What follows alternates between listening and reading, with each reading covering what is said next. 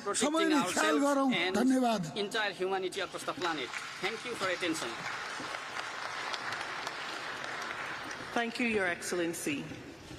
It is my pleasure to welcome His Excellency Mr. Chandrika Prasad Santokhi, President of Suriname. His Excellency, you have the floor. Thank you, Madam President. Good afternoon. As President, I am here today to inform the COP that my country, Suriname, a member of CARICOM, a carbon-negative nation, rich in natural resources, is on a path of sustainable green development strategy and is a determined advocate in the fight against climate change. Our vast forests, still covering 93% of our territory, act as a vital carbon sink, absorbing more carbon dioxide than our economy emits, and we are committed to stay carbon negative. CARICOM and CIS nations are facing the injustice of a crisis they didn't cause, a crisis they cannot solve alone, even with their best efforts to cut their emissions, which are now lower than 1%. Developed countries must act now to support the resilience and transition of developing nations. We as CARICOM leaders are committed to stay below 1.5 degrees this century as pledged, and we ask you all to do your part. My country will continue to contribute to our green transition, adapt to climate impacts, and achieve our sustainable development goals through a green development strategy, leaving no one behind. A balanced and responsible exploitation of the oil and gas sector after the announcement of the FID recently will be an integral part of this strategy. Suriname's strong commitment to environmental leadership is evident through our leading position in the Environmental Performance Index in Latin America and being the first country to develop internationally transferred mitigation outcomes ITMOs. Madam President, most CARICOM states lack the financial capacity and resources to recover from escalated climate impacts. Outdated GDP-based criteria keep concessional financing out of the reach of many of us, despite adoption of the multidimensional vulnerability index at the United Nations. Yet international financial institutions have not implemented it. CARICOM calls for a binding commitment to allocate at least 15% of climate finance to CITs instead of the unacceptable 1.5% CITs now receive. We call for easier, more tailored access to climate financing for CITs, including simplified applications, capacity building, direct funding, and affordable financing.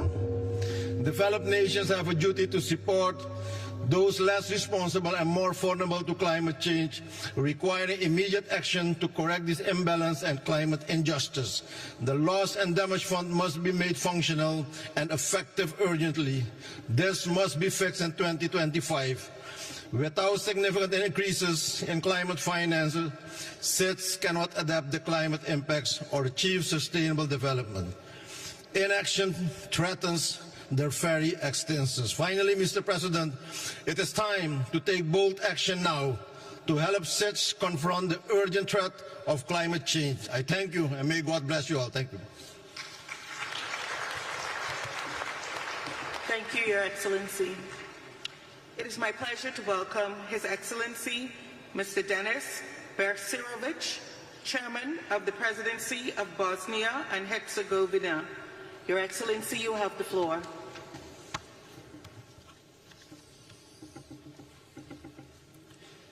Distinguished Madam President, ladies and gentlemen, first of all, let me thank to host Azerbaijan and United Nations for organizing this important conference. The state of our planet is alarming. Accelerated climate changes are the result of irresponsible human actions. By industrializing the earth, man endangered nature and thus endangered himself. The path our civilization is currently on is leading to catastrophe. One of the key problems today is the complete erosion of moral. We are witnessing that some big countries preach heaven but practice hell. Because of such policy, both people and nature are suffering. One of the biggest obstacles in the fight against the climate crisis is state egoism. Unfortunately, certain countries consider that this is not a critical issue for the current generation and choose to defer its resolution to future generations. This mindset is deeply wrong. The challenges are different for each of our countries, but the goal is the same. Let's be on the same side in the fight against the climate crisis. The growing climate crisis requires us to make changes in our value system. To mitigate the climate crisis, we need to focus, among other things, on more responsible policies that promote nature protection, improvement of green financing standards, strengthening climate diplomacy, educational programs that will encourage climate innovation, and empowering a new generation of climate leaders. Bosnia and Herzegovina is determined to contribute to the reduction of greenhouse gas emissions, achieve climate neutrality, carry out the energy transition, and to contribute to the implementation of the Paris Agreement on climate change.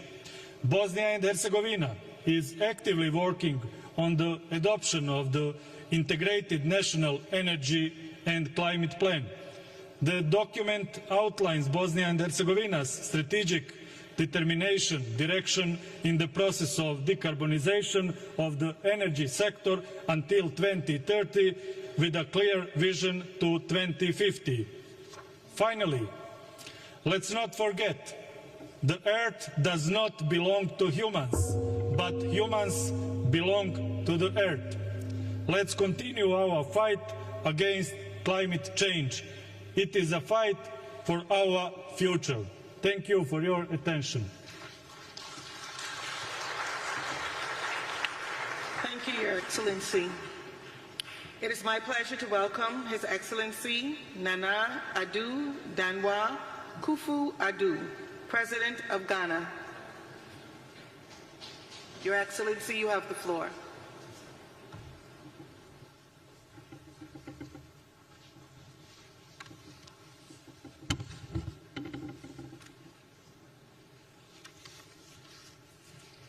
Chairperson, Excellencies, distinguished leaders, Ghana thanks Azerbaijan for her warm welcome and congratulates her for assuming the chairmanship of COP with dedication to our shared future, as I attend COP for the last time as President of the Republic of Ghana. Today we gather not merely as leaders or policymakers, but as individuals bound by our love for our lands and future generations. We're here to declare we stand in solidarity for a green world. For Ghana, climate change is real and immediate, affecting our farmers, coastlines, and communities. Rising temperatures and unpredictable weather threaten our livelihoods daily. Yet we respond with resilience and commitment. In 2021, Ghana submitted updated nationally determined contributions to the United Nations, encompassing 47 programs to mitigate and adapt to climate impacts. Our goal is to cut emissions by 64 million metric tons by 2030. Demanding investments between 10 and 15 billion United States dollars. Despite financial and technical hurdles, we're determined to meet the Paris Agreement's goals across agriculture, transport, forestry, energy, and other sectors. We have made strides. The Green Ghana project has planted 50 million trees, and forest restoration efforts have covered 721,000 hectares since 2017, when I came to office. 13 mitigation actions have cut annual greenhouse gas emissions by 43% since 2021. Ghana's national electric vehicle policy, backed by tax incentives, promotes sustainable mobility and our energy transition framework steers us towards a green future. Through Article 6 of the Paris Agreement, Ghana has mobilized 800 million United States dollars by trading carbon credits with nations like Switzerland and Sweden. However, we cannot reach our climate goals alone. We call on our global partners to honor their commitments, ensuring accessible concessional financing for sustainable development in Africa without unsustainable debt.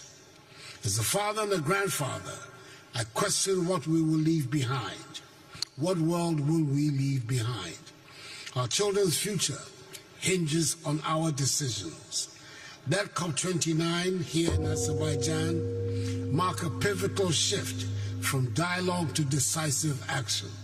Let us act boldly, showing future generations that we fought for them. Ghana stands united with the world for a green, resilient tomorrow. Madam Chair, thank you very much. Thank you, Your Excellency. It is my pleasure to welcome His Excellency Mr. Kurul Suk Akna, President of Mongolia. Your Excellency, you have the floor.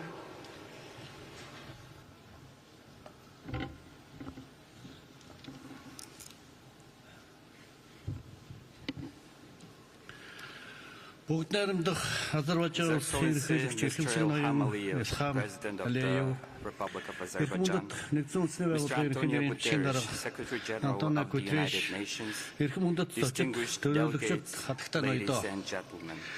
Байгалийн хүчин зүйл хүний үйл ажиллагааны цэрэг нөлөөгөөр дэлхийн уур амьсгалын өөрчлөлт хурцтай явагдаж, дэлхийн техникийн тогтвортой хөгжил, хүн төрөлхтний амьдрал сөргөөр нөлөөлж буй энэ цаг үед та бид улсын мандайлал, хамтын хүчин чармаал, үйл ажиллагаагаа улам эрчимжүүлэх шаардлага зүй ёсоор тавигдж байна. Улс орнууд Парисын хэлцээрээр хүлээсэн үүрэг амлалтаа биелүүлэх боломж улам бүр буурсаар байгааг нэгдсэн үндэсний байгууллагаас та бидэнд байнга анхааруулж байгаа. Нэгдсэн үндэсний байгууллагын ерөнхий нэрийн бичгийн дарга Антонио Гутерриш, амжилтгүй мандайлал, биелүүлэхгүй үүрэг амлалт, асар их алдагдсан боломжоо шалтгаалж, ам ажлын зөрүүний ангал хавцад үүслээ хэмээн хэлснийг бид онцгой анхаарч ажиллах шаардлагатай байна. Тиймээс өнөөдөр хүн төрөлхтөн их байгалыг эрхшээх бас энэрийн хүндэтгэх нэгэн зорилгодоор хамтан ирээдүйн төлөө нэгдэж, улс орон бүр илүү бодит үр дүнд хүрэхийн тулд төр хувийн хөвшил, иргэний нийгэм зэрэг нийгмийн бүх бүлгүүдийг хамарсан үндэсний хэмжээний зөвшөлтсөл, нэгдэл бодлого, харилцан ойлголцлыг бэхжүүлэх явдал шаардлагатай байна. Хэрвээ хүн төрөлхтөн их дэлхийг хамгаалах, уур амьсгалын өөрчлөлт, газрын доройтол, биологийн олон янз байдлын хомсдолтой цаг алдалгүй эрс шийдэмгүй тэмцэхгүй бол их дэлхий цаашид та биднийгүүгээр оршин тогтнох өөрийн замаа сонгох болно. Их байгальтайгаа зүй ёс зохистой зэрэгцэн орчих нь хүн төрөлхтний оршин тогтохын үндэс болгыг бид хизээч мартаж болохгүй.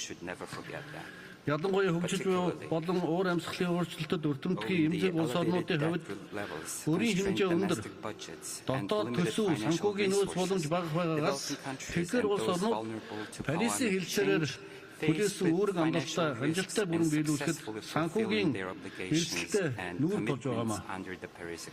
Тиймээс энэ удаагийн 29-р баг хурлаар дэлхийн удирдагчид, улс орнууд, ялангуяа хөгжиж буй орнуудын тэргүүлэх чиглэл, хэрэгцээ шаардлагыг харгалзан үзэж, уур амьсгалын санхүүжилтийн нэгдмэл хамтын шинэ зорилгыг дэмжин баталж, уур амьсгалын санхүүжилтийг эрс нэмэгдүүлэх шаардлагатай байгааг бас онцлон тэмдэглэж байна. Монгол улсын хувьд Парисын хэлцээрээр хүлээсэн үүрэг амлалтаа бүрэн амжилттай хэрэгжүүлэхэд ойролцоогоор дотоодын нийт бүтээгдэхүүний 50% тэнцэх хэмжээний санхүүжилт шаардлагатай байгаа юм. Энэ хүрээнд манай улс сэргээлт гэрчим хүч, ногоон хөдөө аж ахуй, салбарын санхүүжилт хөрөнгө оруулалтыг нэмэгдүүлэх зорилгоор хууль эрх зүй, бизнес орчны цогц шинжилгээг бас хийж байна. Тухайлбал манай улс тэр умд үндэсний хөдөлгөөний хүрээнд олон улсын хамтын ажиллагаа хөрөнгө оруулалтыг нэмэгдүүлэх, мөнхийн Монгол байгаль хамгааллын байнгын санхүүжилтийн тогтолцоог бүрдүүлээд байна. Эрхэм хүндэт турлын дарга нэгдсэн улсны байгууллагын эмэгтэйчүүдийн байгууллагын судалгаагаар хэрэв дэлхийн нийт уур амьсгалын өөрчлөлтийг сааруулах зорилттой хүрч чадахгүй тохиолдолд 2050 хүртэл 160 сая орчим охид эмэгтэйчүүд шинээр ядууралд өртөж 240 сая орчим охид эмэгтэйчүүдийн хүнсний аюулгүй алдагдах эрсдэлтэй байгааг анхааруулсан байна. Тиймээс Монгол улс өнгөрсөн 8 дугаар сард нэгдсэн улсны байгууллагатай хамтран дэлхийн эмэгтэйчүүдийн чуулга уулзалтыг ногоон ирээдүйн төлөө уран дор эх орондоо амжилттай зохион байгуулсан. Тогтвортой хөгжлийн ирээдүйн төлөөх Улаанбаатарын тунхлыг гарган уур амьсгалын өөрчлөлтөд тэмцэхэд эмэгтэйчүүдийн оролцоо манлайлалыг нэмэгдүүлэх өрөөсөд дэлхийн улс орнуудад дэвшүүлээд байна. Түүнчлэн энэхүү санаачлах нэгдсэн улсны байгууллагын ерөнхий ассамблеи баталсан 2025 оныг хоршоолын олон улсын жил болгон тэмдэглэх тухай 2026 оныг бичээр ба нүүдлийн мал аж ахуйн олон улсын жилээр зарлах тухай тогтоолыг хэрэгжүүлэх болон цөлжилтөд тэмцэх нэгдсэн улсны байгууллагын конвенцийн талуудын 17 дугаар баг хурлыг 2026 онд Улаанбаатар хотноо зохион байгуулах бэлтгэлийг хангахад чухал хүн нэмэр болно гэж бид үзэж байна. Мөн Монгол улс хөлөмжийн хийг бууруулах, шингээлтийг нэмэгдүүлэх, олон улсын хамтын нийгэмлэгийн хүчин чармаалтыг бүрэн дэмжиж, Парисын хэлцээрээ хүлээс үүрэг амлалтаа биелүүлэхийн төлөө хов нэмрээ оруулан бүхий боломжоо дайчлан ажиллана гэдгээ бас үгээр дахин нотолж байна. Мөн хөх тэнгэр хүндлэгтэн биднийг үн мөнхөд ивэж, дайн дэлхийн амар амгалан байх болтугай. Баярлалаа. Баярлалаа. Thank you. Thank you, Your Excellency. It is my pleasure to welcome His Excellency, Mr. Teya Asiti Selassie Amdi, President of Ethiopia. Your Excellency, you have the floor. Thank you. Thank you, Madam President. Excellencies, heads of state and governments, distinguished dignitaries, I express my sincere gratitude to the government and people of the Republic of Azerbaijan for their gracious hospitality. Under the Azerbaijan's leadership, we aspire and hope to translate our Paris Agreement commitments into tangible actions. We must collectively reverse humanity's trajectory of destruction and do justice to the victims of climate change, particularly vulnerable nations in Africa and small island states. Without probing into the familiar debates, Excellencies, I wish to outline 5 initiatives Ethiopia has employed to enhance our collective climate effort. First, under Ethiopia's Green Legacy Initiative, we were able to plant 40 billion seedlings, expanding our forest coverage to 23.6% with the potential to sink 10 billion tons of carbon. We have allocated 1% of our national budget for the Green Legacy and Land Restoration Fund. This initiative can be scaled up, and we urge global support for this endeavor.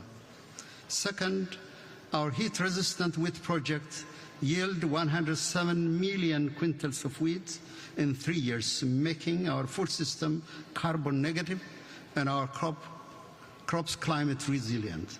With adequate financial support, Ethiopia's model can be replicated globally. Third, as part of our national determined contributions, Ethiopia has demonstrated measurable and implementable renewable energy by heavily investing in hydro-based and diversified clean energy generation. We have accomplished this by leveraging our own domestic resources. It is in this light that we are successful integrating energy grids in the region as well. 4, cognizant of the fact that urban green space have declined, Ethiopia, through its corridor development program, prioritizes people-centered and climate-smart approach to reverse this alarming trend. Addis Ababa is a testament to this. Fifth, Ethiopia has now become among the few nations in the world to pass a law banning fuel automobiles as part of reducing the impact of greenhouse gas emission. Finally, the debate on climate finance has become overly complex and painstakingly slow-paced. We have to simplify the process and focus on practical solutions. We must finalize the new collective quantified goal on climate finance and make it operational. While we demand increased financial support, we express deep concern over the inadequate, complex and delayed disbursement of existing funds. Many African nations are leading by example to the best of our abilities. In light of this, Ethiopia has developed its subsequent NDCs, long-term low emission development strategy, and national adaptation plan that guides our collective commitment to significantly lessen the impact of climate change. We therefore urge all countries, particularly developed nations and major emitters, to follow suit. Indeed, the clock is ticking. Therefore, there is no time to lose, and let us join hands to build a sustainable future for generations to come. I thank you, Madam President. Thank you, Your Excellency. It is my pleasure to welcome His Excellency First Lieutenant General Abdel Fattah al-Burhan, Abdurrahman al-Burhan, President of Sudan. Your Excellency, you have the floor. بسم الله الرحمن الرحيم. سيد الرئيس، حضور جميعا، السلام عليكم ورحمة الله وبركاته. يسرني أن أتقدم أولا بالشكر لفخامة الرئيس إلهام علييف رئيس جمهورية أذربيجان ولسيد الأمين العام للأمم المتحدة على تنظيم هذا الملتقى الهام، متمنيا التوفيق والنجاح لأعمال الدورة 29.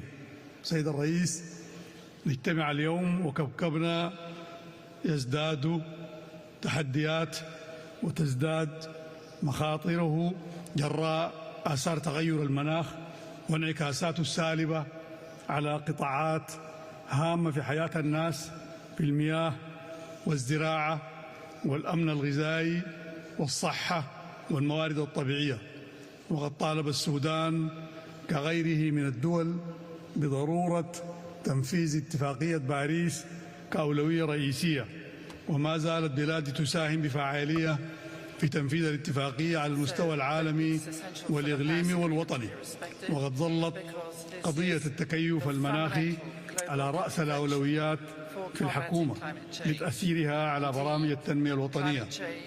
سيد الرئيس، حضور الكرام، إنما تتعرض له بلادي من عدوان تسنه عليه ميليشيا الدعم السريع المتمردة، وما سببته هذه الحرب من أضرار بالغة بالدولة وبنيتها الاقتصادية والبيئية، حيث تضررت البيئة ضررا مزدوجا. فمع تغير المناخ ساهمت الممارسات غير المستدامة الناتجة عن الحرب مثل زيادة قطع الغابات والنزوح الداخلي وهجر الأراضي الزراعية وزيادة التلوث الناجم عن مخلفات الحرب نتيجة لتدمير البنية التحتية. رغم ذلك اتخذنا في حكومة السودان العديد من السياسات والإجراءات، واعتمدت الحكومة خطط وبرامج لزيادة كفاءة الإنتاج وزيادة نسبة الاعتماد على الطاقات البديلة. سيد الرئيس، ختاما، تظل قضايا التمويل وتوطين واستدامة التنمية من أهم المطلوبات من المجتمع الدولي والدول المانحة لمساعدة الدول النامية والأقل نمواً لإيجاد الحلول لقضايا تغير المناخ والتكيف للإيفاء بالالتزامات التي تعين دولنا على ذلك. السلام عليكم ورحمة الله وبركاته. Thank you, Your Excellency. It is my pleasure to welcome Her Excellency Ms. Mia Sandu, President of the Republic of Moldova. Your Excellency, you have the floor.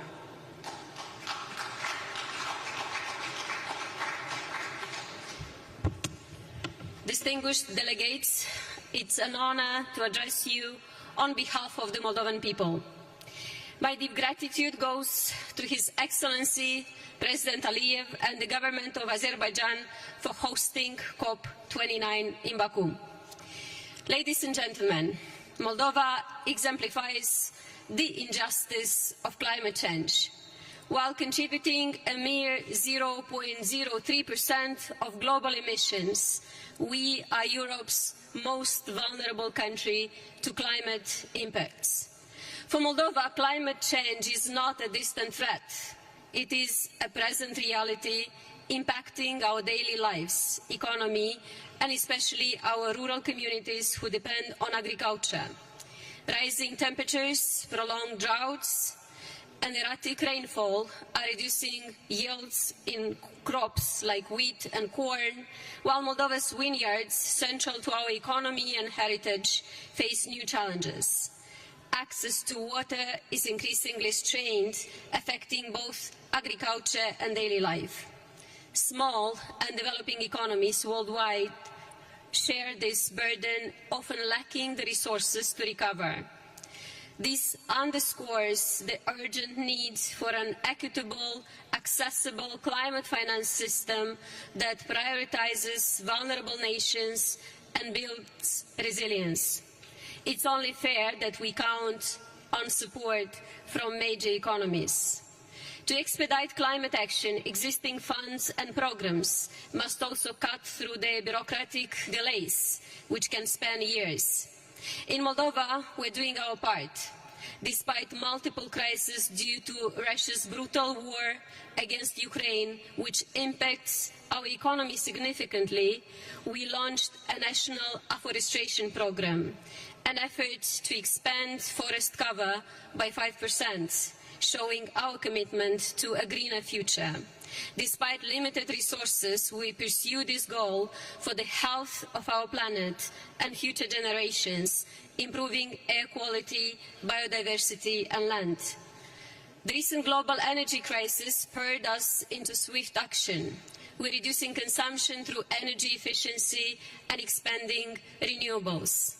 Yet, afforestation and decarbonization are costly, and with greater support, we could accelerate this existential work.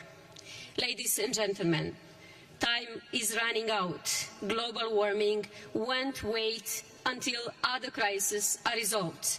History will judge us if we fail to act, risking vast areas of our planet becoming unlivable. Our solidarity today will shape the Earth's future. Thank you. Thank you, Your Excellency. It is my pleasure to welcome His Excellency, Mr. Geraldo Alckmin, Vice President of Brazil. Your Excellency, you have the floor.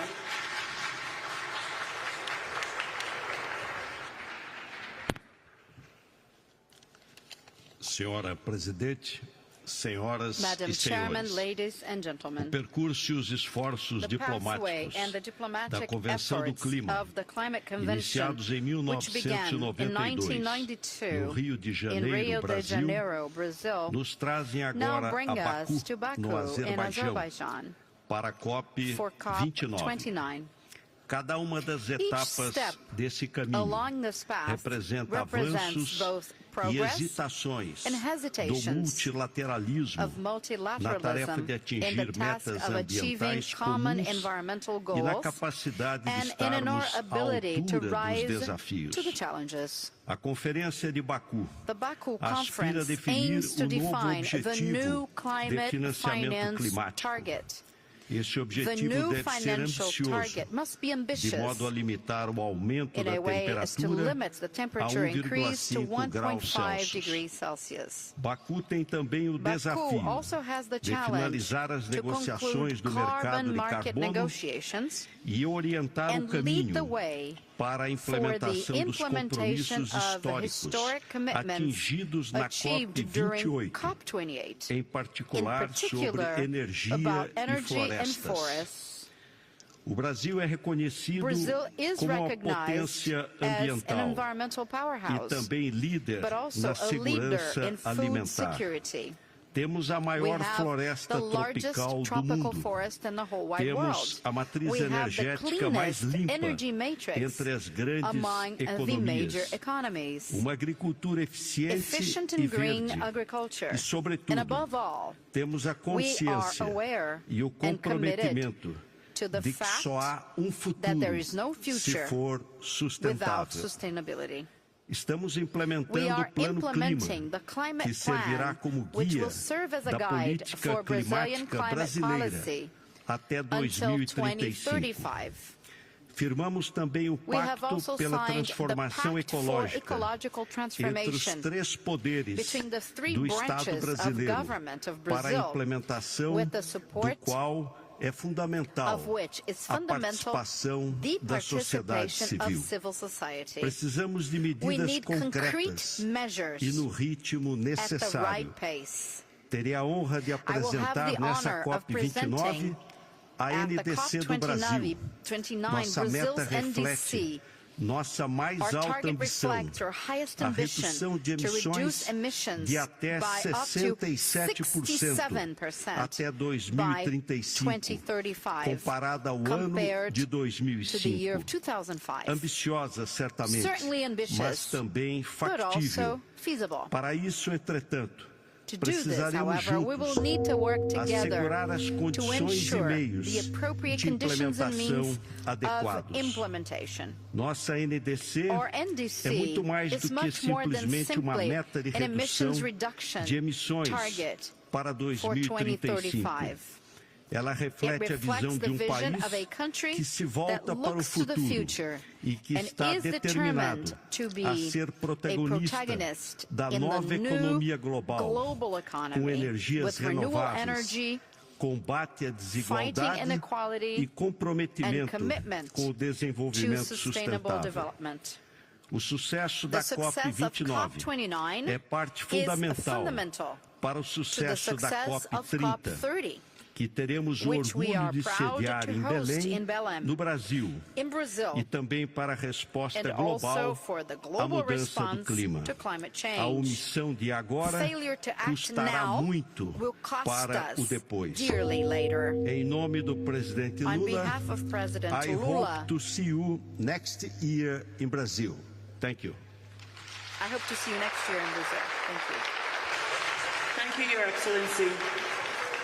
It is my pleasure to welcome His Excellency Mr. Philip Isidore Mapango, Vice President of the United Republic of Tanzania. Your Excellency, you have the floor.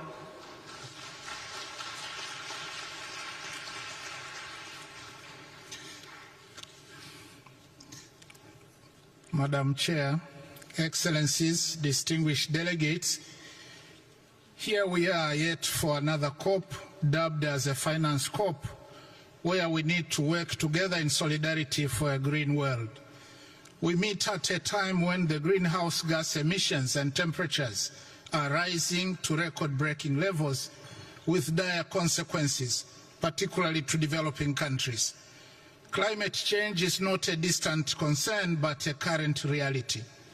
The last few weeks have seen catastrophic flooding in Spain, devastating fires in the Amazon, and torrential rains displacing millions in South Asia.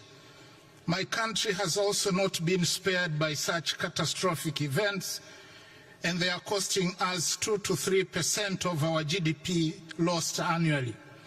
While a total of $19.2 billion will be needed by 2030 to deliver on our NDCs, so far only about $500 million have been received, necessitating use of our own internal resources at the expense of other development projects and increasing our debt burden. And this scenario is now the order of the day across Africa. And this is obviously inappropriate and unethical for adaptation, loss damage, and for Africa that never caused this problem. Since Copenhagen, the promise of real finance has been elusive. The finance COP, therefore, must move from empty rhetoric and come up with bold decisions that address the financing needs of countries corresponding to the urgency of the climate crisis. We look forward to a fit-for-purpose new collective quantified goal to replace the $100 billion goal agreed in 2009. This is indeed an opportunity to drive systemic change in climate finance, because what will be agreed will inform climate action or inaction for years to come. Climate finance is about responsibility and justice as agreed, and therefore COP29 must also maintain the momentum on loss and damage so that the fund does not become an empty shell, negating the gains made last year at COP28 in Dubai. Excellencies, Tanzania remains committed to contribute to global efforts to combat climate change. We are using own resources on projects that foster development and those that supply clean energy, environmentally friendly transportation systems, improved early warning systems, and waste management. In addition, Tanzania has a total area of 48.1 million hectares of forest reserves, with an estimated carbon storage potential equivalent to 2% of the world's total carbon. Also, Tanzania has territorial sea area covering 64,500 square kilometers, which provide a big potential for blue economy. We are committed to continue conserving these critical marine and forest ecosystems. Indeed, we are already acting in solidarity for a green world, even with our own meager resources. Yet the challenge we are facing is that carbon markets are not yet fully defined, and thus denying our countries the payments they deserve. There is lack of information and capacity to participate gainfully in carbon markets. To conclude, let me emphasize that we cannot talk about a just transition without focusing on clean cooking. That matters greatly to the majority of Africans. About 900 million people in Africa still cook using biomass fuels, resulting into deforestation, loss of carbon sinks, and deaths due to smoke-related diseases. For this reason, my president, Dr. Samia Suluhu Hassan, decided to champion clean cooking on the African continent, and we call on COP29 to take up clean cooking as one of the priority areas under just transition and mitigation finance discussions. As a show of leadership, Tanzania is implementing the clean cooking strategy to ensure the availability of clean, safe, and affordable cooking energy to about 80% of households by 2034, and has launched a Pan-African Women Clean Cooking Support Program that requires financial support of about $4 billion annually by 2030 to transform the continent with clean cooking solutions. Madam Chair, thank you. Thank you, Your Excellency. It is my pleasure to welcome His Excellency Mr. Temimoko Mailet Kone, Vice President of Côte d'Ivoire. Your Excellency, you have the floor.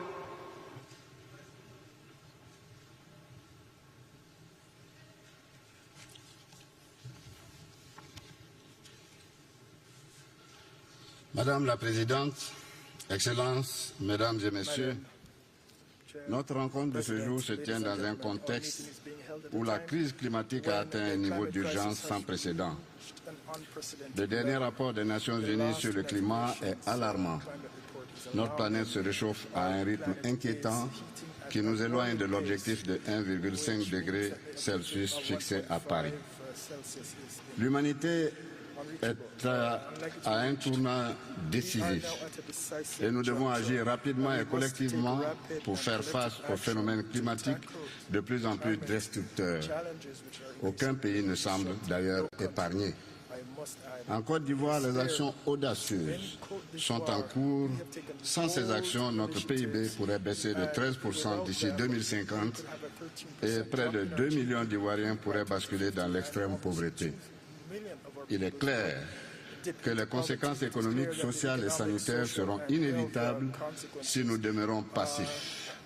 C'est pourquoi, sous le leadership de son Excellence M. Alassane Ouattara, président de la République de Côte d'Ivoire, notre pays a pris des mesures fortes qui confirment notre engagement dans la mise en œuvre de l'accord de Paris. Cette année, nous avons conclu avec le Fonds monétaire international la facilité pour la résilience et la durabilité et exploré, en collaboration avec de nombreux partenaires, dont la Banque mondiale, des solutions de financement innovantes.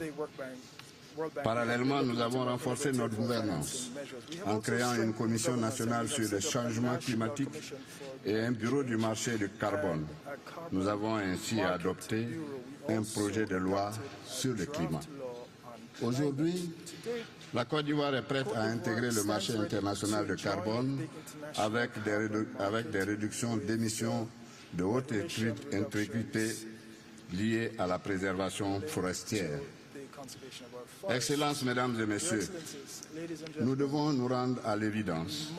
Les drames liés au climat, ainsi que la disparition rapide de la riche biodiversité de notre planète, menacent fortement notre avenir commun. Face à la gravité de cette situation, la Côte d'Ivoire appelle au respect des engagements pris lors des de la COP28 et lors des conférences précédentes, notamment l'abonnement des fonds pertes et dommages et la mobilisation des ressources attendues par l'Afrique et les pays en développement pour mieux s'adapter au changement climatique. Mais au-delà, les grandes économies doivent réduire drastiquement leurs émissions de gaz à effet de serre pour faciliter l'accès aux technologies climatiques et accélérer le financement de la transition énergétique des pays en développement. L'Afrique, qui fournit l'essentiel des matières premières stratégiques, doit légitimement bénéficier des ressources suffisantes pour financer sa transition énergétique sans s'endetter davantage. Mesdames et Messieurs, cette conférence se doit d'être plus que jamais à la hauteur des attentes des populations du monde. À cet effet, les pays développés ont l'impérieux devoir de rehausser leur action en faveur du climat. Ils doivent trouver un accord plus ambitieux avec les pays en développement, basé sur un nouvel objectif de financement climatique, tenant compte des besoins spécifiques légitimes des régions les plus vulnérables aux effets de réchauffement. Le lourd tribut payé par nos populations face aux drames climatiques de plus en plus violents recommande que nous puissions dépasser nos divergences et nous accorder sur des financements urgents, indispensables pour parvenir à des solutions pérennes. Faisons ensemble que cette COP29 soit un tournant décisif en forgeant un consensus exemplaire sur ces grands enjeux pour protéger notre planète et assurer un avenir durable aux générations futures. Je vous remercie. Thank you, Your Excellency. It is my pleasure to welcome His Excellency Mr. Hamid Abdullah Afi Didi, Vice President of the Seychelles. Your Excellency, you have the floor.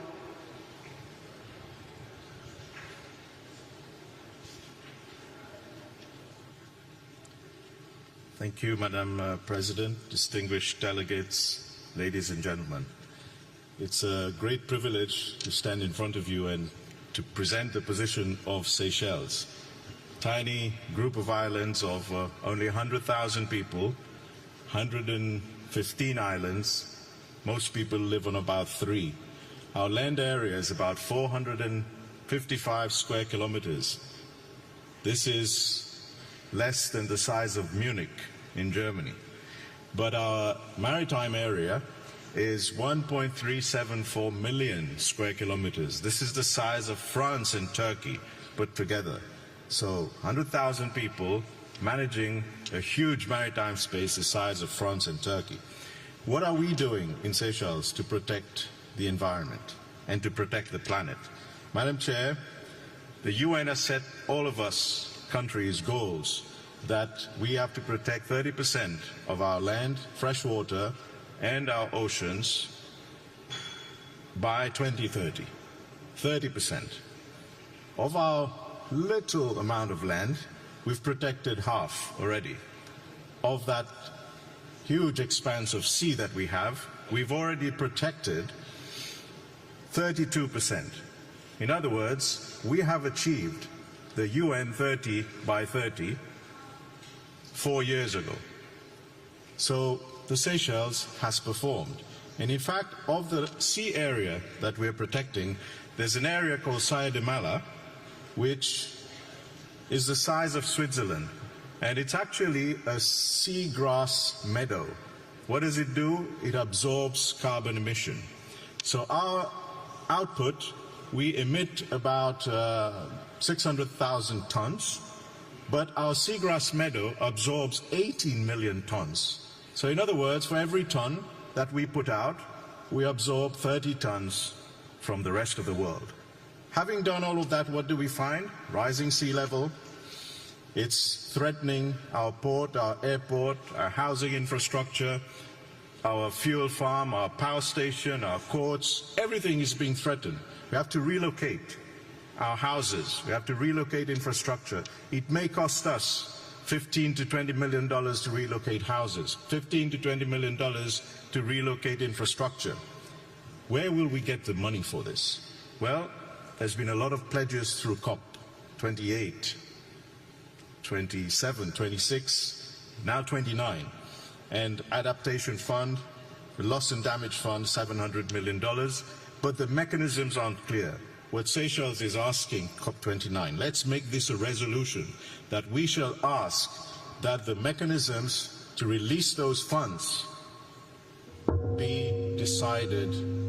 Just like the gong just went now, if this could have been done every time it made a boom, we could have released $1 million.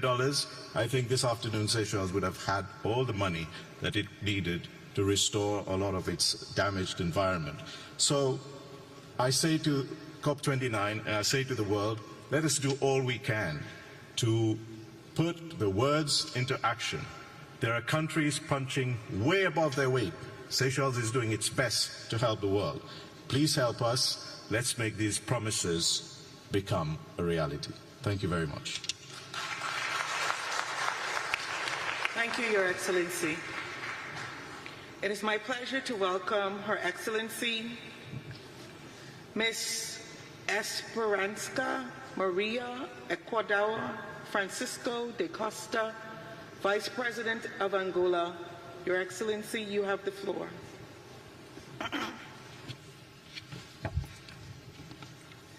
Thank you. Excelências, chefes de Estado e de Governo, minhas senhoras e meus senhores, é com a mais elevada honra que me dirijo às distintas delegações presentes à 29ª Conferência das Partes da Convenção Quadro das Nações Unidas sobre as Alterações Climáticas, apresentando os cumprimentos de Sua Excelência João Manuel Gonçalves Lourenço, Presidente da República de Angola, a quem tenho a honra de representar neste evento.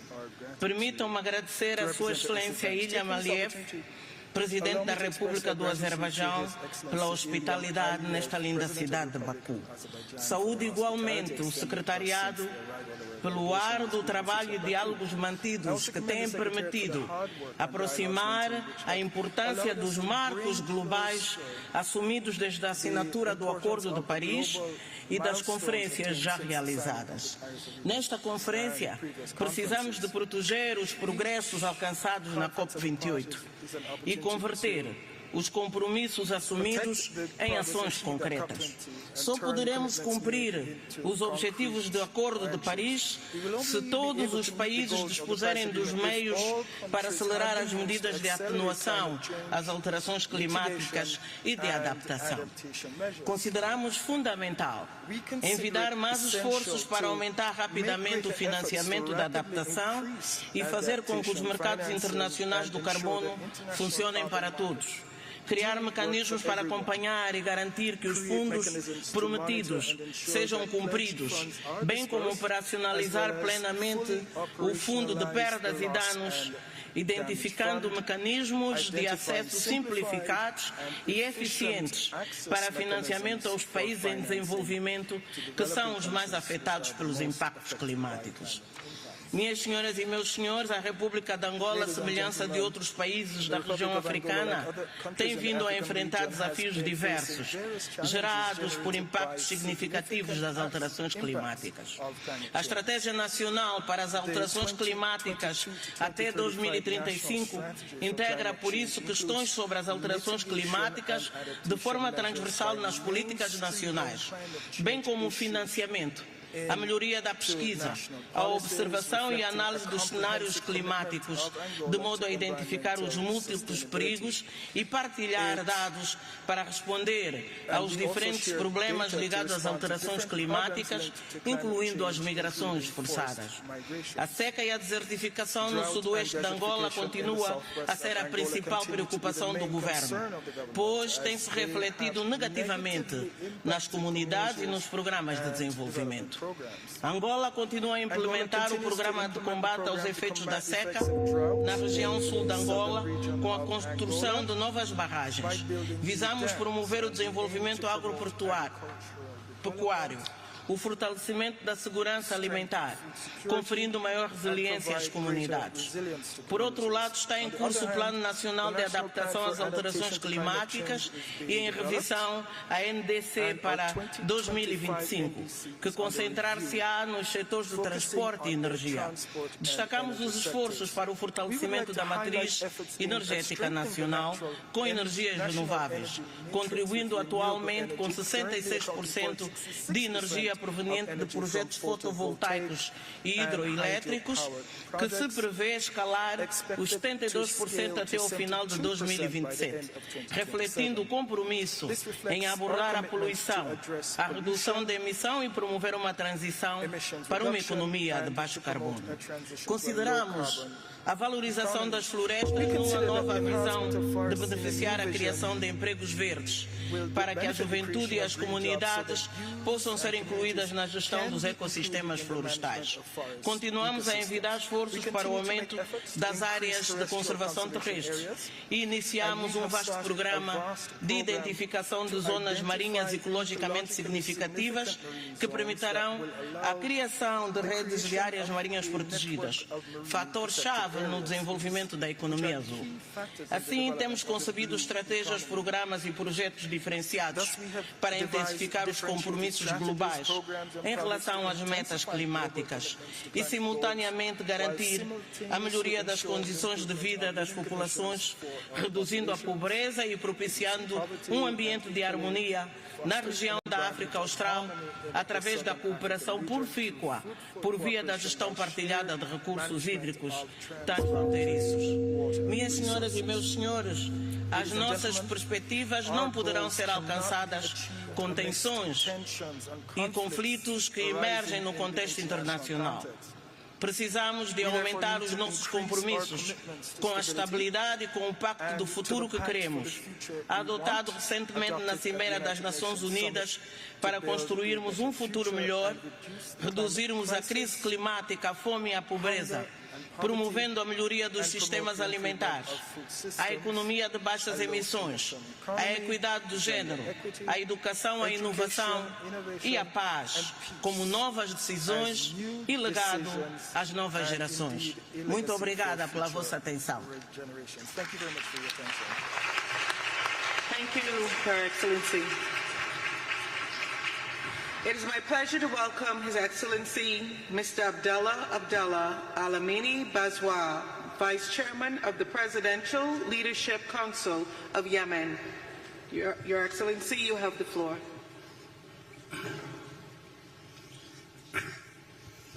فخامة الرئيس إلهام علييف رئيس جمهورية أذربيجان، أصحاب الفخامة والسيادة والسمو رؤساء الدول والحكومات، السيد الأمير العام للأمم المتحدة، السيدات والسادة، السلام عليكم ورحمة الله وبركاته. أود بداية أن أتقدم ببالغ الشكر والتقدير لجمهورية أذربيجان على حفاوة الاستقبال وكرم الضيافة والتنظيم الرائع لهذا المؤتمر الدولي الهام، والذي يعد فرصة حقيقية لتضافر وتكاتف الجهود العالمية لمواجهة تحدي المناخ الذي بات يشكل تهديدا وجوديا لكوكبنا. إننا نجتمع اليوم في مدينة باكو حاملين هموم كوكبنا على أكتافنا، هموم تتجاوز الحدود والجنسيات لتجمعنا جميعا تحت سقف واحد، سقف الحفاظ على هذا الكوكب الذي هو موطننا المشترك. ولن أسترسل في توصيف المخاطر العالمية للتغيرات المناخية بعد أن أشار إليها الكثيرون من على هذا المنبر الدولي الرفيع، لكني سأتناول الموضوع من ناحية تأثر بلدي اليمن بهذه التغيرات المناخية. فاليمن تعصف به أزمات عميقة سياسية وأمنية واقتصادية وإنسانية، تتقاطع أيضا مع أزمة مناخ عالمية تتمثل في موجات جفاف وتصحر متسارع وارتفاع درجات الحرارة ومستوى سطح البحر وأعاصير مدمرة، وكلها عوامل تفاقمت بسبب التغيرات المناخية المعقدة. وكل هذا زاد من هشاشة وضعنا الإنساني والاقتصادي الناتج عن حرب مستمرة منذ ما يزيد عن 10 سنوات أشعلتها الميليشيا الحوثية الإرهابية المدعومة إيرانيا. وقد تسببت هذه الحرب بتدمير البنى التحتية ونزوح ملايين اليمنيين وأضرار فادحة في الأرواح والممتلكات، ليشمل ذلك زراعة الميليشيات لملايين الألغام وتهديد البيئة البحرية بهجماتها الإرهابية على السفن التجارية في البحر الأحمر وخليج عدن والبحر العربي. إن أثر هذه الحرب يفاقم من صعوبة مواجهة تحديات المتغيرات المناخية. وعلى سبيل المثال فإن الأعاصير والفيضانات المفاجئة التي ضربت بلادي هذا العام تسببت بسقوط عشرات الضحايا وأكثر من 100,000 نازح. أصحاب الفخامة والسيادة، السيدات والسادة، إن الحكومة اليمنية تقف اليوم في مواجهة موجة من التحديات، فإلى جانب عملها بكل ما تستطيع للوفاء بالالتزامات الحتمية للمواطنين والدفاع عن كرامتهم وحريتهم في مواجهة مشاريع الميليشيات الحوثية والمنظمات الإرهابية الأخرى المتخادمة معها، فإن حكومتنا ملتزمة أيضا بقيادة استراتيجيات وطنية لمواجهة الآثار السلبية لتغير المناخ، وذلك من خلال تعزيز القدرات المؤسسية وتبني سياسات مستدامة تهدف إلى التكيف مع المتغيرات المناخية والتخفيف من آثارها، وتحسين إدارة الموارد الطبيعية، وتطوير قدرات المجتمعات المحلية على مواجهة الكوارث وخصوصا في المناطق الريفية والساحلية. وهو جهد يعكس إيماننا الكامل بأن الاستثمار في المناخ هو استثمار في المستقبل، استثمار في السلام والاستقرار والاستدامة. وعليه فإنني أتوجه باسم الشعب اليمني بالتحية والتقدير للأشقاء في المملكة العربية السعودية ودولة الإمارات العربية المتحدة الذين بادروا إلى هذا النوع من الاستثمار الرشيد من أجل المستقبل والتخفيف من تداعيات التغيرات المناخية على الشعب اليمني. وهو الدور المعول أيضا على المجتمع الدولي والمنظمات والفعاليات المعنية حول العالم. السيدات والسادة، إن الحديث عن واقع كوكبنا لا يمكن بأي حال من الأحوال أن يغفل آثار الحروب والانتهاكات الجسيمة على مستقبل الحياة البشرية، وهي الصورة التي يجسدها العدوان الإسرائيلي على قطاع غزة ولبنان باعتباره جريمة بحق الإنسانية والطبيعة على حد سواء. إنه جريمة بحق الحياة. ومن هذا المنبر أجدد موقفنا الثابت المتضامن مع كافة الشعوب التواقة للحرية والسلام والعدالة، وفي المقدمة الشعب الفلسطيني الصابر والمناضل في سبيل عزته وكرامته وإقامة دولته المستقلة كاملة السيادة. ونحيي نتائج القمة العربية والإسلامية الغير عادية التي انعقدت يوم أمس بالرياض. ختاما، إن الحفاظ على كوكبنا ليس خيارا بل هو واجب علينا جميعا، فالأرض هي بيتنا وهي الإرث الذي سنتركه لأجيال قادمة. إننا نؤمن بأن مواجهة هذه التحديات يتطلب تعاونا دوليا واسعا وجادا، فمواجهة تلك التحديات ليس مجرد استثمار في الحاضر، بل هو استثمار في مستقبلنا المشترك. فدعونا نجعل من هذا المؤتمر نقطة تحول لالتزامنا جميعا بالعمل الجاد من أجل مستقبل أكثر أمانا واستدامة. وشكرا جزيلا. Thank you, Your Excellency. It is my pleasure to welcome His Excellency Mr. Michael Biscuit Usi, Vice President of Malawi. Your Excellency, you have the floor.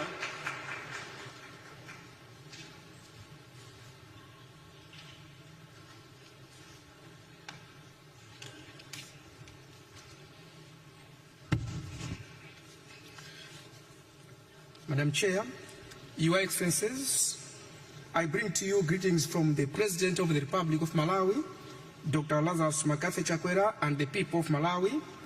It is an honor for me to join you here today in Bakú at this COP29 summit. This gathering is a powerful reminder of our collective duty. The duty is to secure a healthy, resilient, and sustainable planet for generations to come.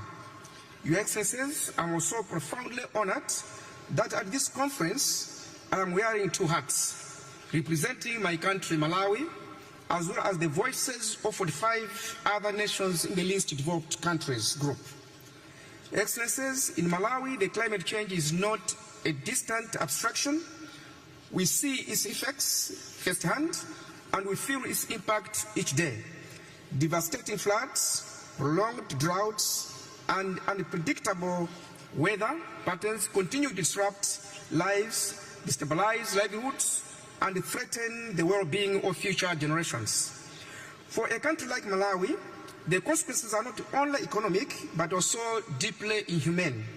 The catastrophe comprises food security, public health, and infrastructure development, exacerbates poverty, and undermines our hard-won development gains.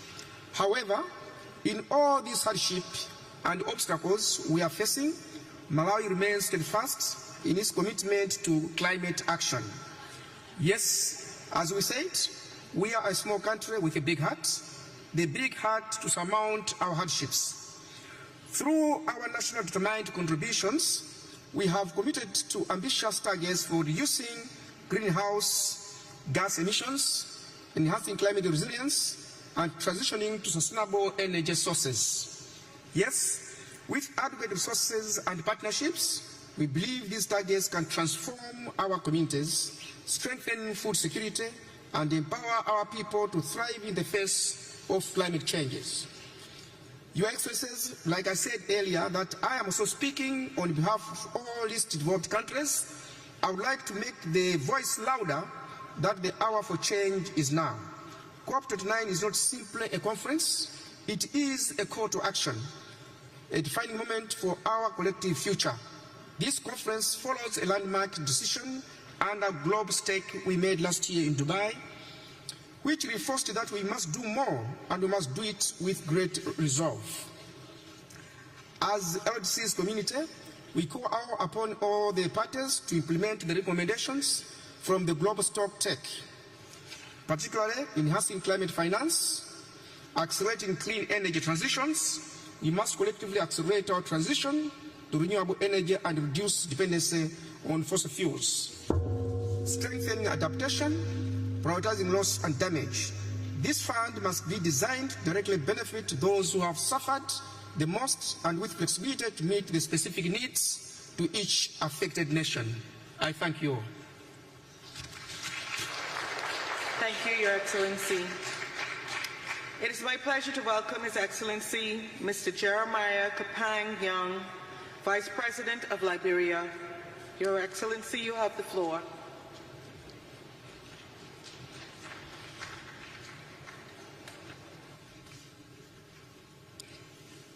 Madam President, Excellency, distinguished ladies and gentlemen, Liberia congratulates the government and people of Azerbaijan for assuming the presidency of COP29 and the warm hospitality accorded us.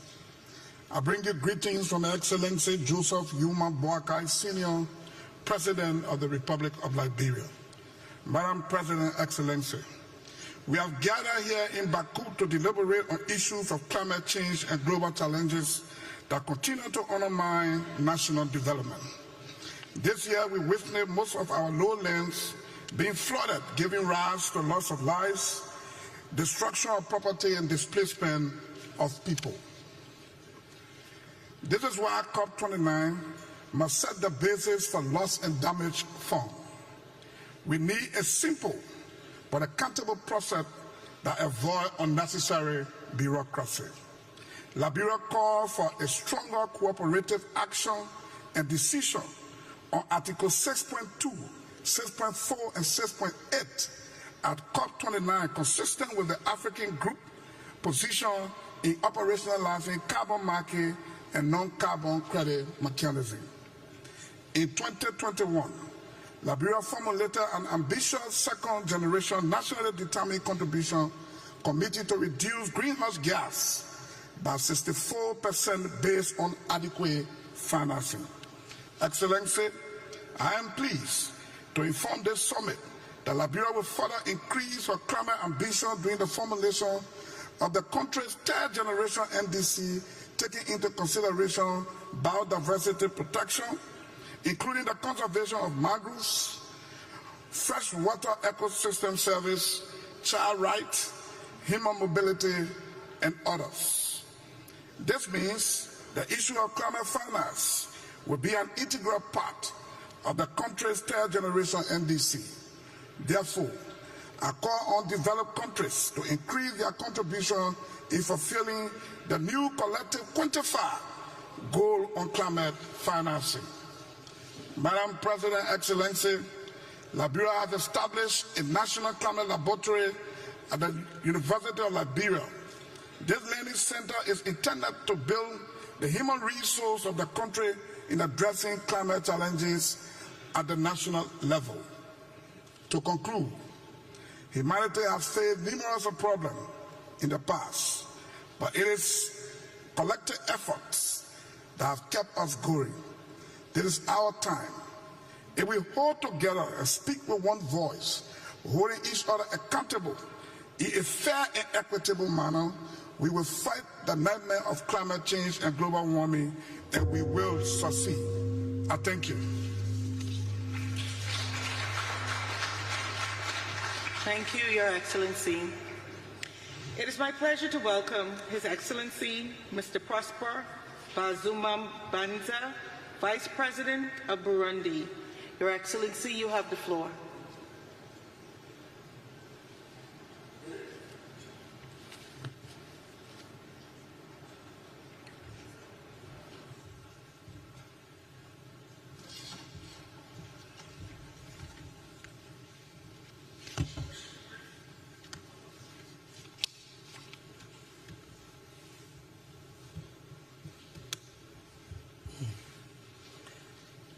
Excellences, Monsieur le Président de la COP29, Excellences, Mesdames et Messieurs les chefs d'État et de gouvernement, et vous distingués chefs de délégation, c'est un honneur, un réel plaisir de prononcer ce discours en lieu et place de son Excellence le général-major Evariste Ndayishimiye, président de la République du Burundi, et du gouvernement burundais à son rendez-vous crucial de la COP29.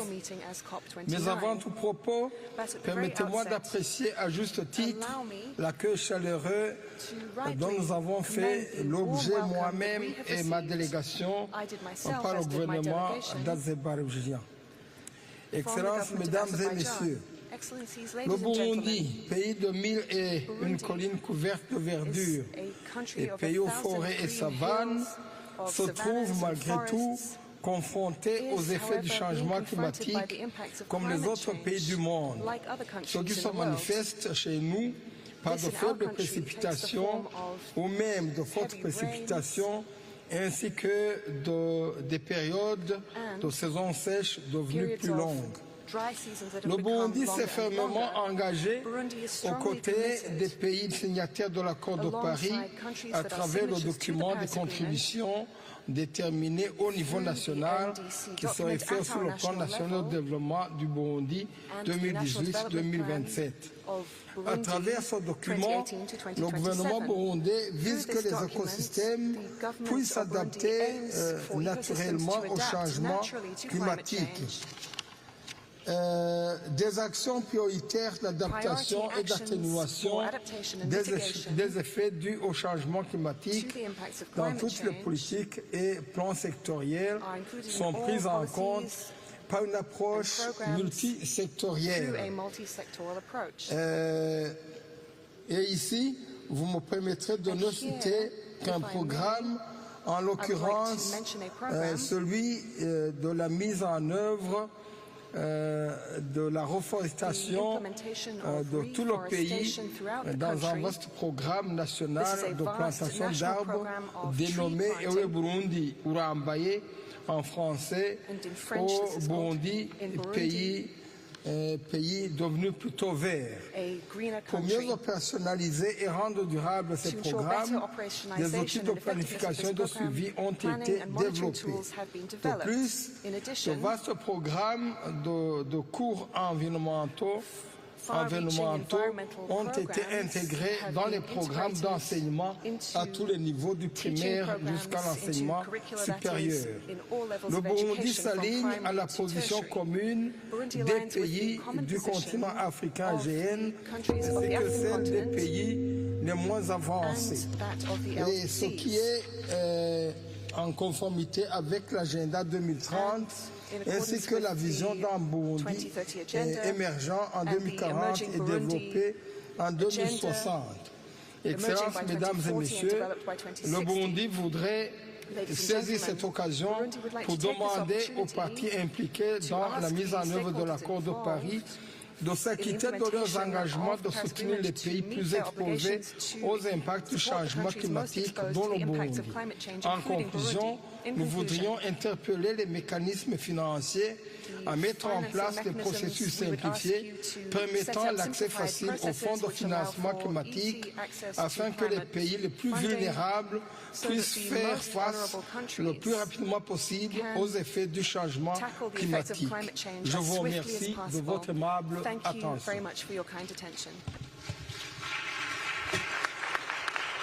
Thank you, Your Excellency. It is my pleasure to welcome His Excellency Mr. Pedro Sanchez Perez Caston, President of the Government of Spain. Your Excellency, you have the floor.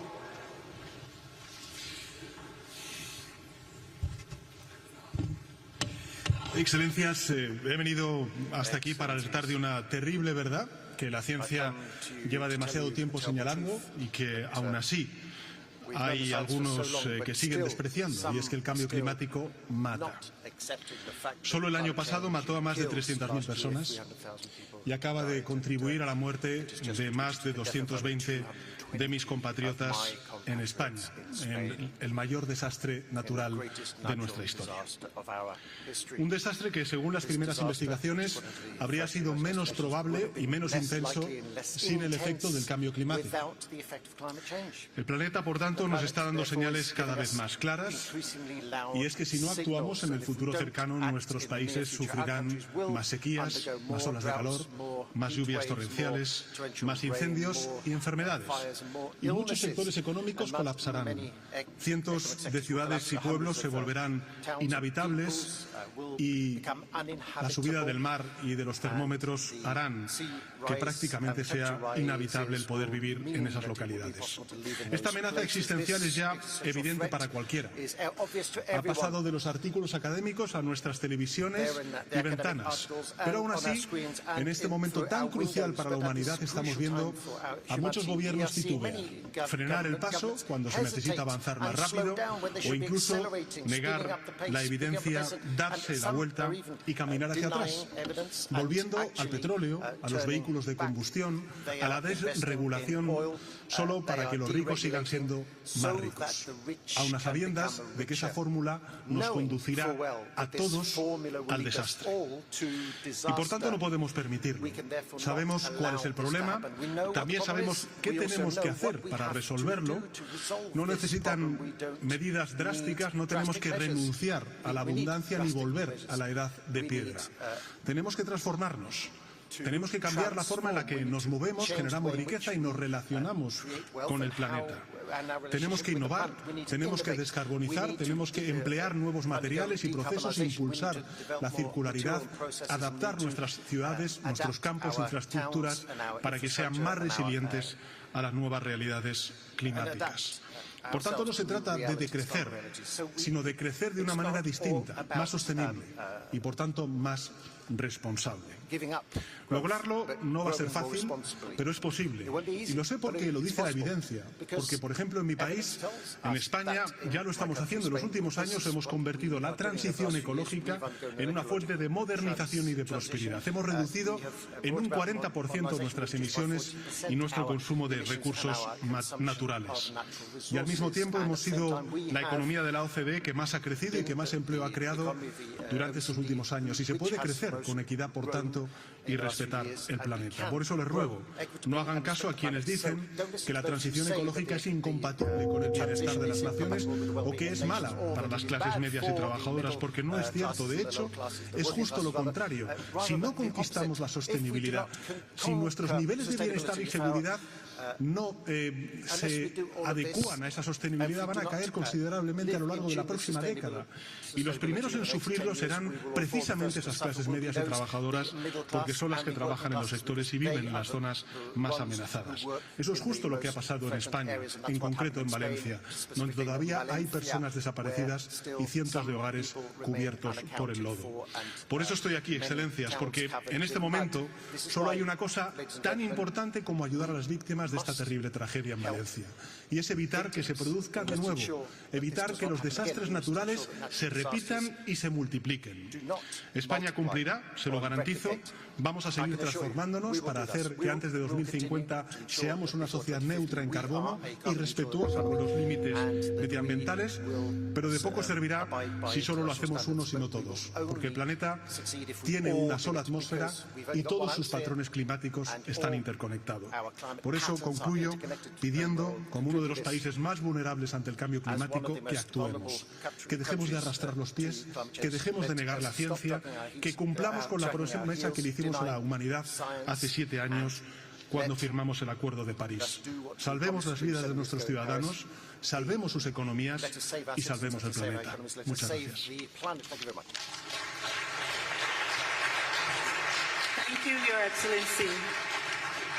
It is my pleasure to welcome His Royal Highness Al Hussein bin Abdullah II, Crown Prince of Jordan. Your Royal Highness, you have the floor.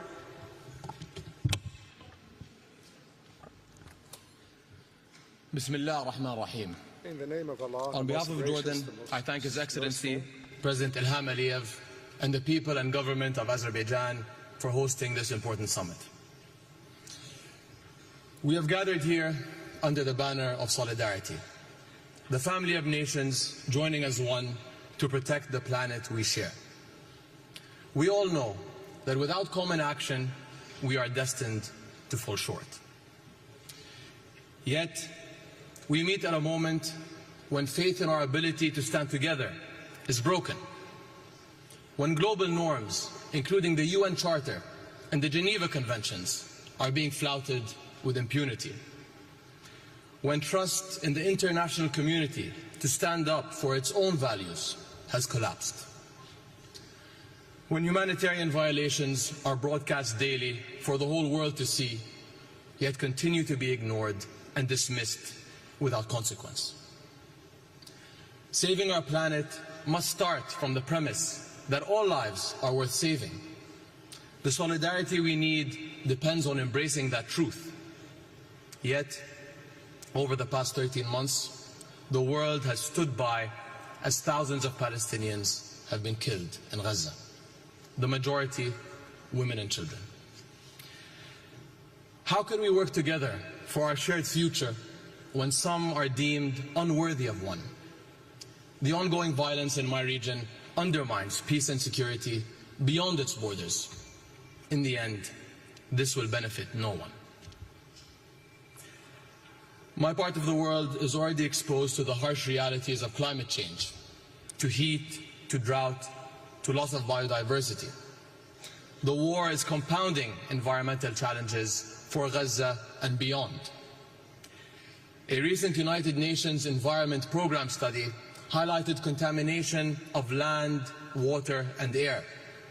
Sewage and waste management systems have been destroyed. Entire communities are now graveyards of debris. Another study found that rebuilding Gaza will result in total emissions higher than the annual emissions of more than 135 countries. An inclusive, just approach to the climate challenge requires that we address the links between climate, peace and security. Nor is this clearer than among global refugee communities and their hosts, who are some of the most vulnerable to climate change. During COP27, His Majesty King Abdullah II launched the Global Climate Refugee Nexus Initiative. 58 countries have signed on to date, and we invite others to join. 1 in every 3 people living in Jordan is a refugee, and our infrastructure is feeling the strain. We face rising demand on stressed resources and services, including water, health and education. And while we in Jordan have made significant strides in clean energy, water conservation and climate-smart agriculture, these efforts are not enough. We need to rally communities around climate action and secure a better future for our youth and generations to come. In my country, we are implementing climate policies while grappling with the impacts of conflict. Yet, we can't solve these twin crises alone. As our summit works towards a new collective quantified goal, we must prioritize refugee hosting countries, especially those in climate hotspots, and ensure that global climate financing mechanisms uphold accountability and transparency for all. Just as urgently, we must rebuild trust in the international community itself and acknowledge past failures. Our inability to collectively do what is right is turning us into passive observers, fully aware yet unwilling to act. As His Majesty King Abdullah has said, no one is a bystander in the fight for life on Earth. That means fighting against climate change, fighting for peace, and fighting to alleviate human suffering together, because every life is worth fighting for. Thank you. Thank you, Your Excellency. It is my pleasure to welcome Her Excellency Ms. Mia Amor Mortley, Prime Minister of Barbados. Your Excellency, you have the floor. Thank you very much, Your Excellencies. It is fitting that this 29th COP should take place here in this beautiful city of Bakú, standing as it does the sentinel between East and West doorway, between the global North and the global South, a bridge between the ancient, the modern, and indeed the future, with the majestic Caucasus Mountains behind us, reminding us of the heights that we must now scale in order to be successful in this process. We are in the midst of a climate crisis. We are in a season of superlatives. And the reality is that these extreme weather events that the world is facing daily suggest that humanity and the planet are hurtling towards catastrophe. The extreme weather requires from us a serious commitment at this COP with respect to new collective quantified goals that enable us to reverse the current trajectory and to fund mitigation, adaptation, and of course loss and damage. This commitment must encompass 7 critical elements. 1, the proper capitalization of the Loss and Damage Fund, and indeed the capitalization of the dedicated SIDS window in the GEF's Special Climate Change Fund.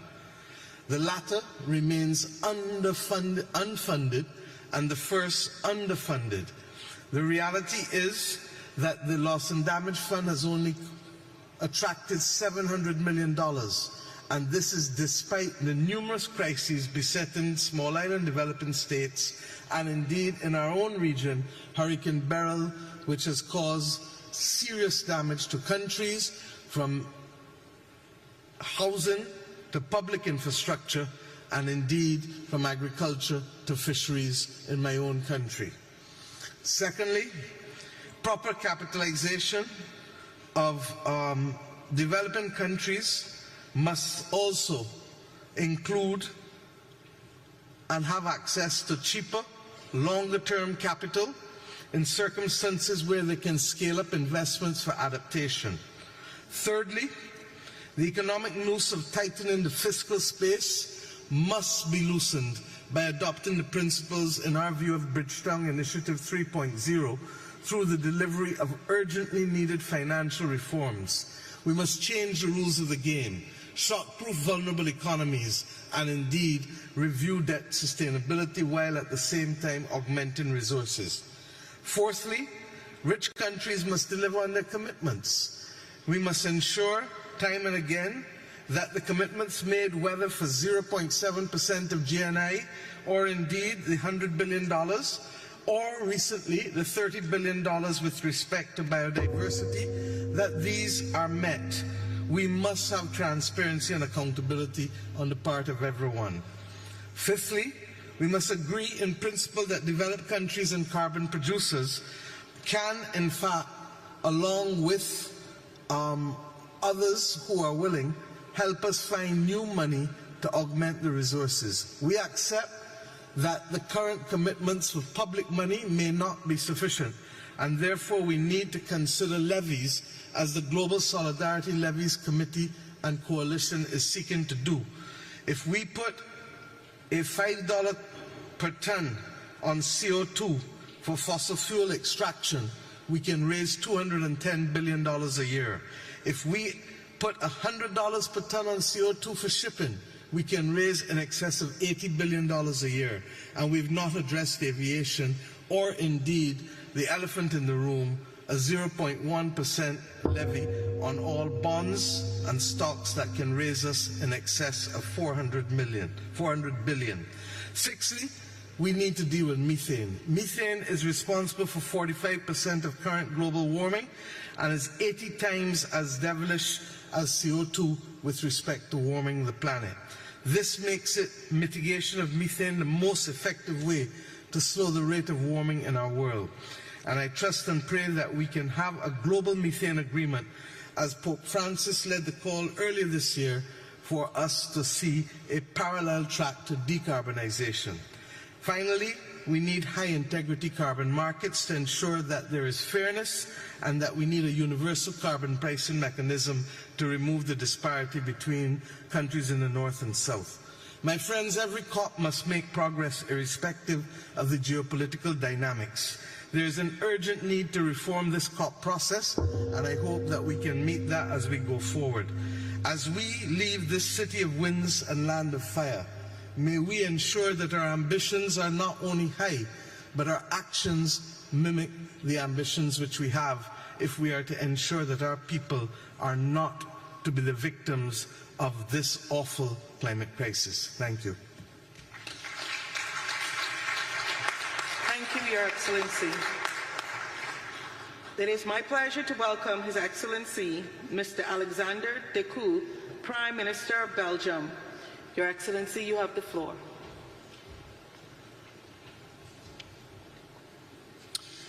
Madam President, dear colleagues, this is not a time to falter.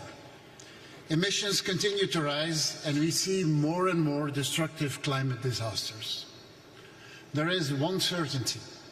If we do not alter our policies, we will see an increase of 3 degrees Celsius by the end of the century. Our citizens expect us to show a way out. They want us to collaborate on a faster and more resolute decarbonization and moving away from fossil fuels. We have to be ambitious in our goals, but effective and flexible in how to achieve them. Dear colleagues, meetings like these are often perceived as talking shops. And yes, These strenuous negotiations are far from perfect. But if you compare climate policy now to a decade ago, we live in different worlds. A strong majority has embarked on the journey to net zero. Yet, many challenges remain. The safest, cleanest and cheapest energy is the one we do not use. We must do more on energy efficiency. It's a win-win. Investment in clean energy is increasing everywhere, but least developed countries are missing out. We are seeing massive amounts of renewable capacity being added to our grids, but interconnectivity and storage capacity have not followed the pace. In this climate challenge, there is no one silver bullet. There is not one solution that will fix all of our issues. We need to use everything we have. Not a policy of less, but a policy of more. More growth, more cooperation, more innovation, more investment, but affordable and achievable for everyone. This is our political objective in order to ensure a just transition. Citizens will buy electric cars and will insulate their homes, but only when it makes economic sense. Allow me as well to emphasize the importance of ensuring a just climate transition.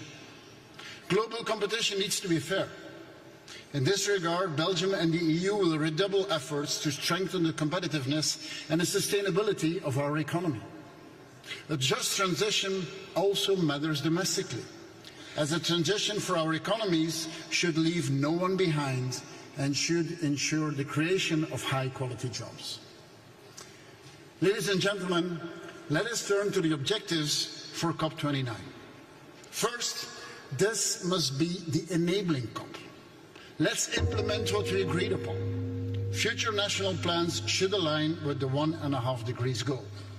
Second, this is also the financing COP.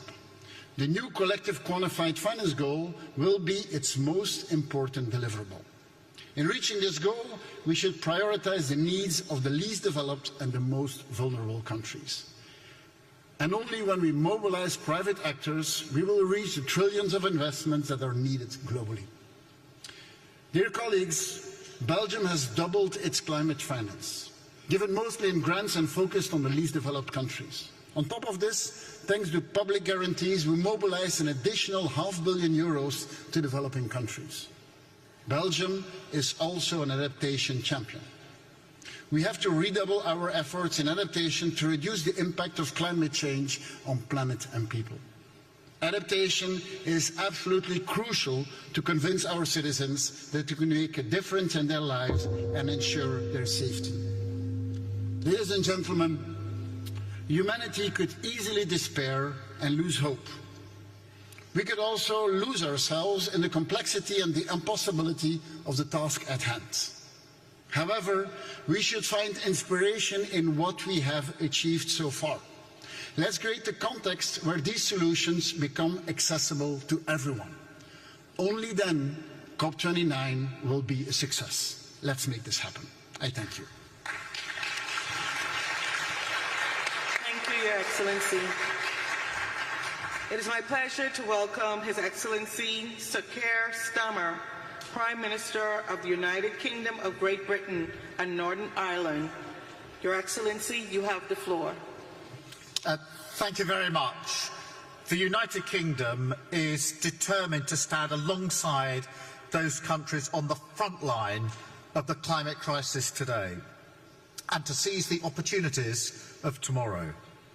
Because action on climate now is the route towards economic growth, energy security, better jobs and national security in the long term, to deliver on the Paris Agreement and keep 1.5 degrees within reach. In the first 100 days of my government, we launched Great British Energy to create clean British power. We created a national wealth fund to invest in the green industries and jobs of the future. We scrapped the ban on onshore wind, committed to no new North Sea oil and gas licences, and closed the UK's final coal power plant at the end of September, becoming the first G7 economy to phase out coal power, in line with the international agreement at COP28 to transition from fossil fuels, and the UK's ambitious goal to be the first major economy to deliver clean power by 2030. Today I can confirm 3 months ahead of the deadline the UK's 2035 international target, our nationally determined contribution to reduce all greenhouse gas emissions by at least 81% on 1990 levels, aligned with 1.5 degrees. And we urge all parties to come forward with ambitious targets of their own, as we all agreed at the last COP. We will work in partnership to support other countries to develop their own commitments and transition through our forthcoming Global Clean Power Alliance. And finance will be its first focus. We will honour the commitment made by the previous government to provide £11.6 billion of climate finance between April 2021 and March 2026. But we must use public finance as a multiplier to unlock much more private investment and reform our international financial institutions. Today we launched the new CIF capital market mechanism listed on the London Stock Exchange with the potential to mobilise up to $75 billion in additional climate capital for developing countries over the next decade, putting the UK's role as a global financial centre at the service of driving the green finance and green energy transitions. Climate action is at the heart of this government's mission for the protection and prosperity of Britain and the world, writ large across our domestic and international priorities. We are taking the urgent action needed to protect our planet and its people. Thank you very much. Thank you, Your Excellency. It is my pleasure to welcome His Excellency Mr. Viktor Orbán, Prime Minister of Hungary. Your Excellency, you have the floor.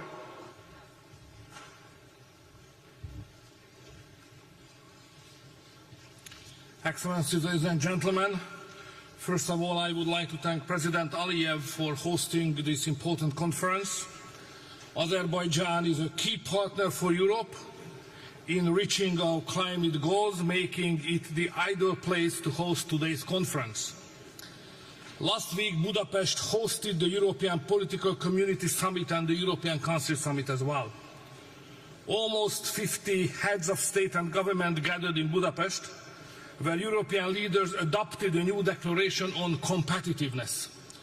The Budapest Declaration will shape the European Union's approach to climate issues as well.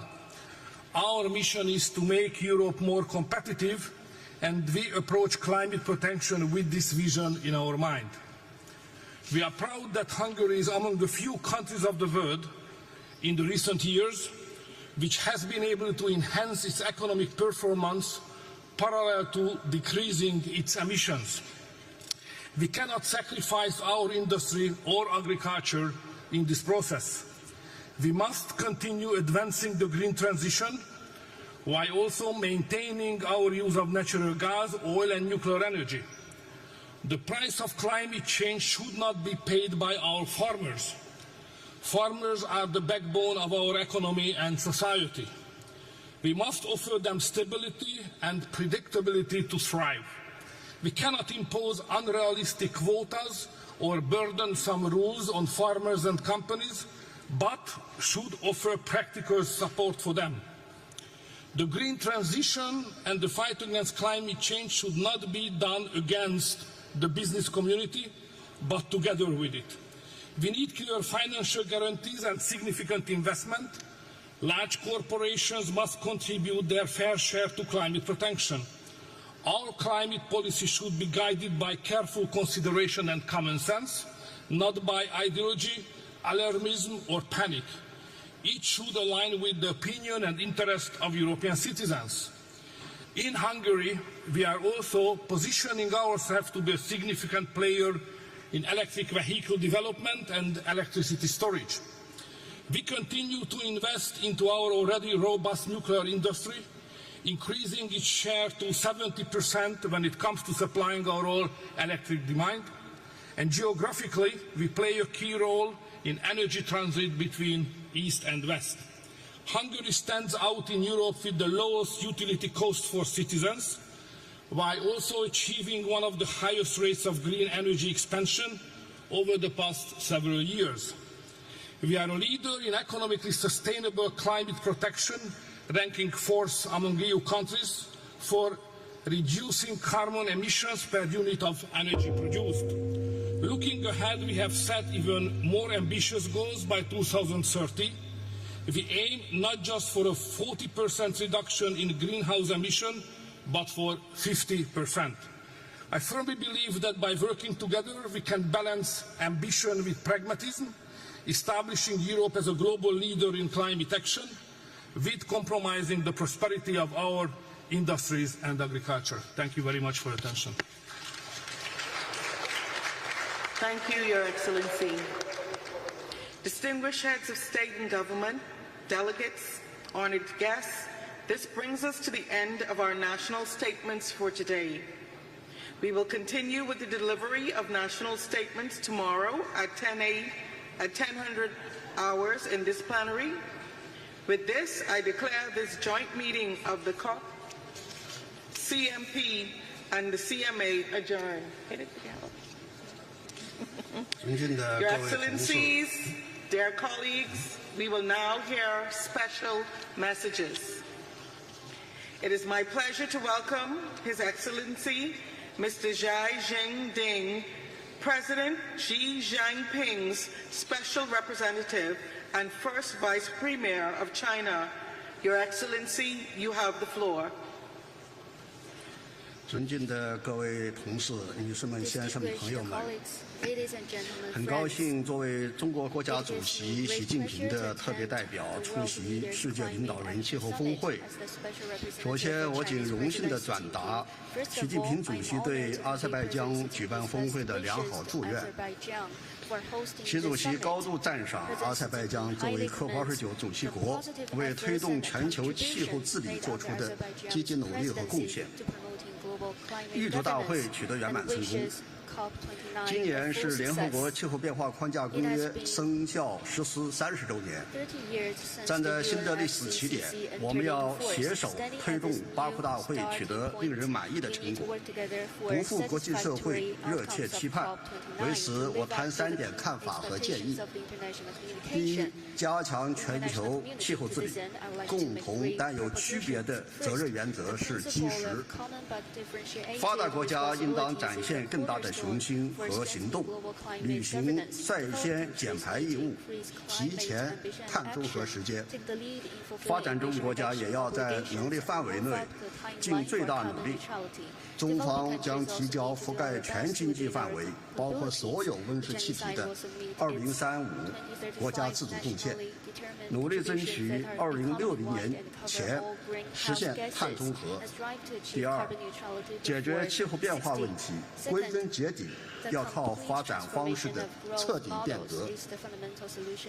中国电动汽车、锂电池、光伏产品等优质产能，为世界绿色发展提供了重要助力。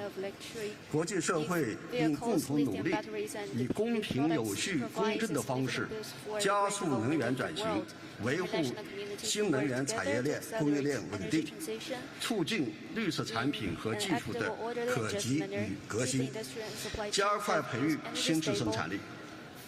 第三，提升应对气候变化能力，资金和技术是关键支撑。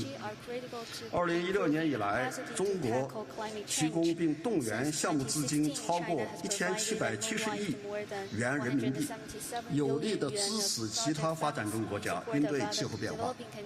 我们呼吁发达国家加大对发展中国家的资金支持和技术转让，期待这次大会达成更有力度的新资金项目，为下一阶段全球气候行动提供信心和保障。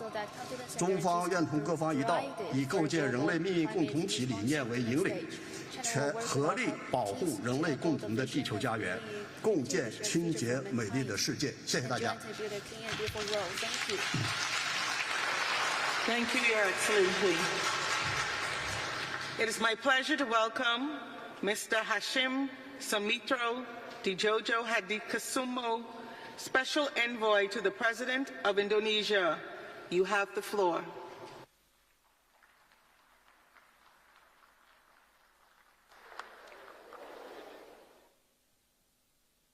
I am representing my President, Prabowo Subianto, who unfortunately cannot attend this important event due to prior commitments. He promises to enhance Indonesia's climate action and continue the policies set out by his predecessors. President Prabowo envisions economic growth beyond 8% per year and ensures green, resilient, and inclusive development for all of our people. This vision determines our ambition to reduce greenhouse gas emissions towards net zero by 2060 or sooner, and avoiding 1 billion tons of carbon dioxide emissions. We are shifting from fossil fuel-based to renewable-based development with 75% of additional power generation capacity.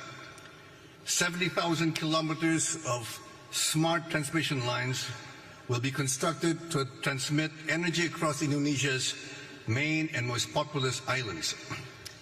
Indonesia will also develop a green smart grid, adding 42 gigawatts of wind and solar power, tripling energy capacity totaling 75 gigawatts.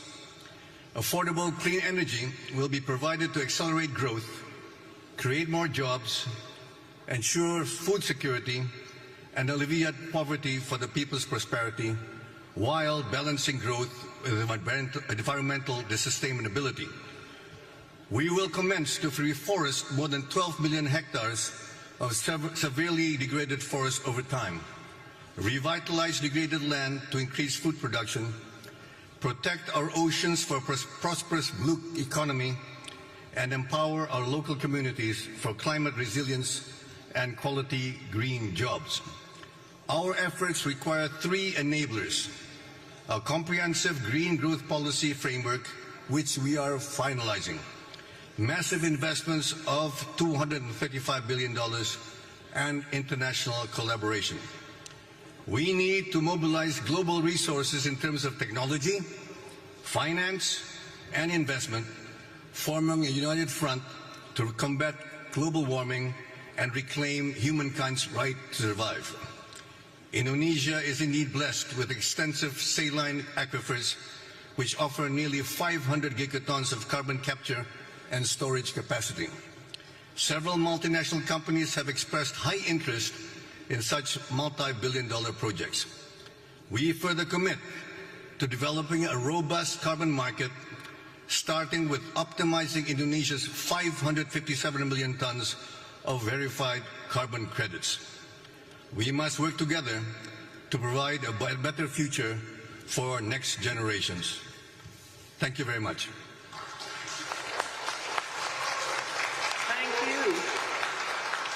Your Excellencies, dear colleagues, I wish you a good evening. The high-level segment will resume tomorrow.